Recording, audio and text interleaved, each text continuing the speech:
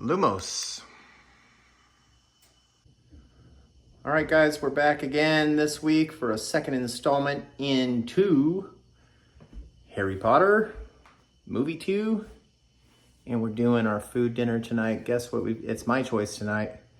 I chose to do a shepherd's pie. I know, very boring. I get it. Some of the movies coming forward are going to have some kind of unique, fun dishes. I just haven't had a shepherd's pie forever. I couldn't really find any stuff in the movie to kind of think of food to go with this movie. Snake is not an option here in North Carolina. I guess I could find one, but anyways, we're going to get into a quick how to make this. It's going to be real simple, and then we're going to watch the second Harry Potter movie. Back for another Wednesday night here, and on our way to Christmas. All right, for the Chamber of Secrets special dish this tonight, doing a shepherd's pie. So we're doing a 93 lean, 7%, just ground beef. We're gonna use some bone broth in there, peas and carrots, and then we're gonna go ahead and peel these, get them in some boiling water, and then peel them and make some mashed potatoes. I usually do a little bit of almond milk and a little splash of regular milk for some fat. And we actually use olive oil. I like it, just healthier option, I know, but it still tastes amazing. I might use truffle olive oil, and then a little bit of sea salt and black pepper. Just super simple. Don't want to get too crazy. I might put a splash of red wine in here and reduce it down a little bit. Probably do a little bit of cornstarch just to make it a little thick so it's not like a soup. But let's just get into some of the steps. I'm not going to show you peeling potatoes. It's pretty basic. If you don't know how to peel potatoes, you should probably not be in the kitchen at this point. All right, just getting the ground meat done. A little lava salt and ground pepper, the specialty. Gotta flavor that steak up a little bit. And nice little char on the ground beef. I like it that way. All right, you can see we pretty much got it all down here. We're gonna add some beef broth and the peas and carrots, obviously. And we've got some good old truff olive oil in here. Probably gonna put a little bit of rosemary.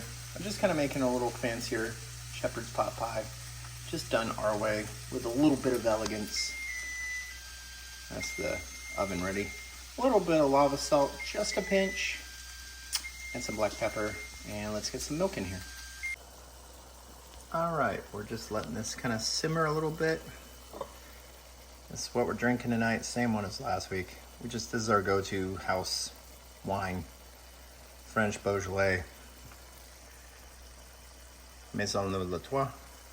And yeah, we've done just a nice rough. I added a little bit of butter, just, you know, you need a little bit of fat with the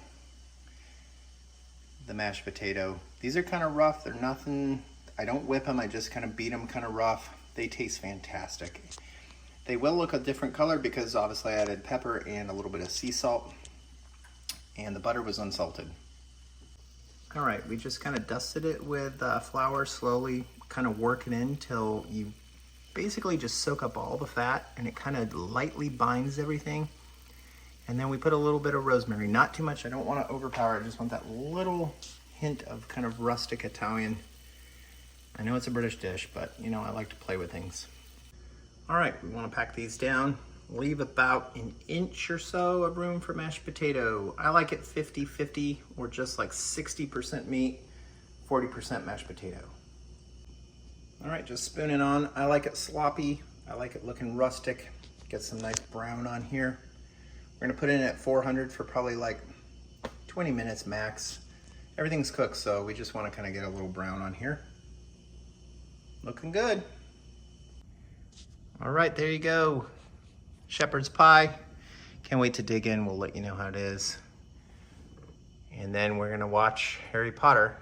We're just finishing up some music here real quick. All right, guys, thanks for tuning in, and hope you enjoy the video. And if you're gonna do the Harry Potter movie marathon till Christmas, It's a lot of fun to do, especially with your wife or your girlfriend or whatever. And we just thought it was cool to do a little foodie time with it. So it just feels more festive. And yes, we do have a Christmas tree up.